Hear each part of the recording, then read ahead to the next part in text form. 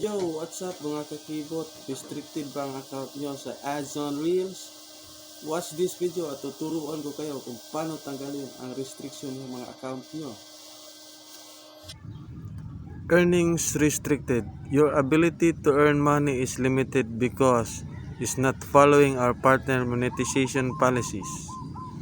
Yo, what's up mga kakibot? No, dito sa desktop, makikita nyo sa right side, sa ibaba, bandang taas, makikita nyo yung profile logo nyo.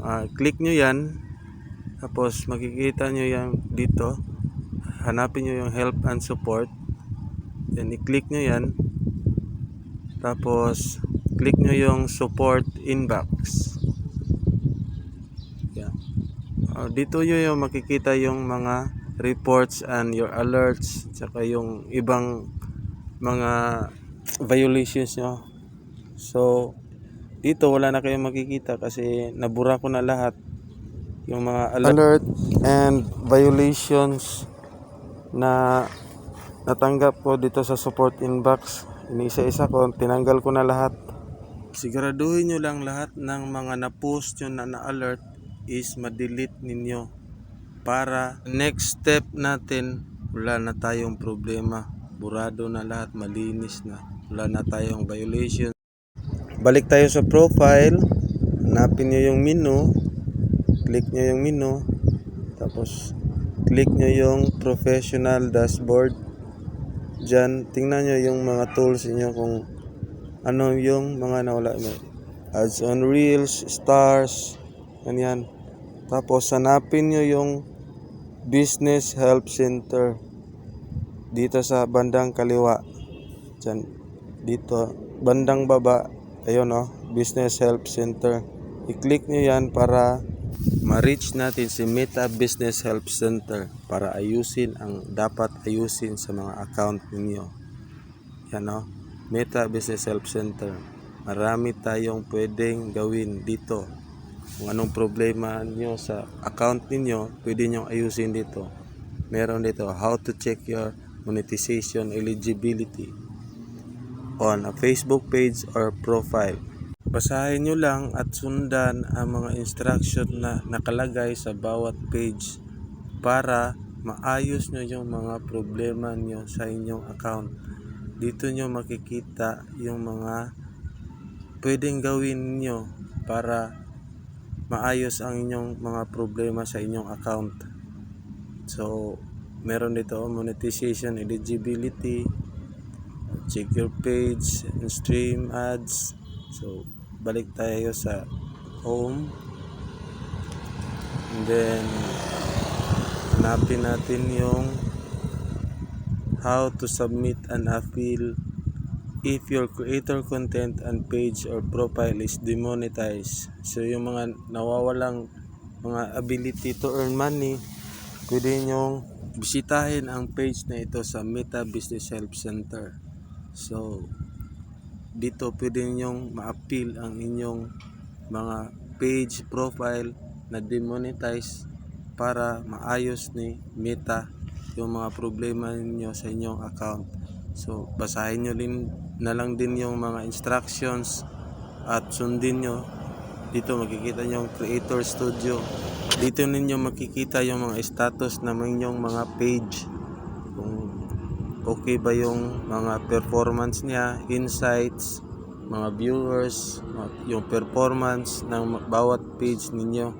Diyan nyo rin makikita yung mga na-alert at na-copyright na mga videos at musics na post ninyo. Siguraduhin ninyong ma-delete nyo lahat ng mga na-alert na mga post ninyo para sa next step wala tayong problema. Balik tayo dito sa Meta Business Help Center. So, meron tayo ditong how to check your monetization eligibility on a Facebook page or profile, apply for Facebook Reels Play Bonus Program, check your monetization eligibility in a Creator Studio, access Creator Studio, about advertising restriction, troubleshoot a restricted account, how to submit appeal if your creator content, page or profile demonetized, Reels Play Bonus Program payouts. So, click nyo yung mga page kung saan may problema ang inyong account or page sa Facebook. So, pwede kayong mag-troubleshoot dito ng mga problema ninyo. Dito tayo sa troubleshoot restricted account. Dito natin aayusin yung ating restricted account. So, sa bandang taas may guideline si Meta kung ano ang mga pwede ninyong gawin sa inyong mga account. Yung mga pwede lang. So meron tayong mga follow our community standards, advertising standards, commerce policies. So yun, may mga mayroong mga guidelines si Meta dito. So dapat nating sundin para iwas restriction. So basahin nyo yan, intindihin nyo para maiwasan ninyo na ma-restrict kayo ulit ni Meta. So sundin nyo lang lahat yan at intindihin niyo. So dito sa bandang baba may makikita kayong to troubleshoot your restricted account. So meron siyang 1, 2, 3, 4, 5 na pwede nyong sundin. Yung mga pwede nyong gawin para maalis na yung restriction ng inyong account. So number 1, on your computer, go to account quality. So number 2, click account status overview in the left menu. Click the restricted account that you want to troubleshoot. Look for what you can do section. If you don't see what you can do section, there are no further steps for you to take at this time. In what you can do section, take the recommendation step for your account. So click natin yung account quality.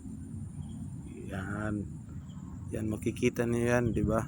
So number 2, account status overview.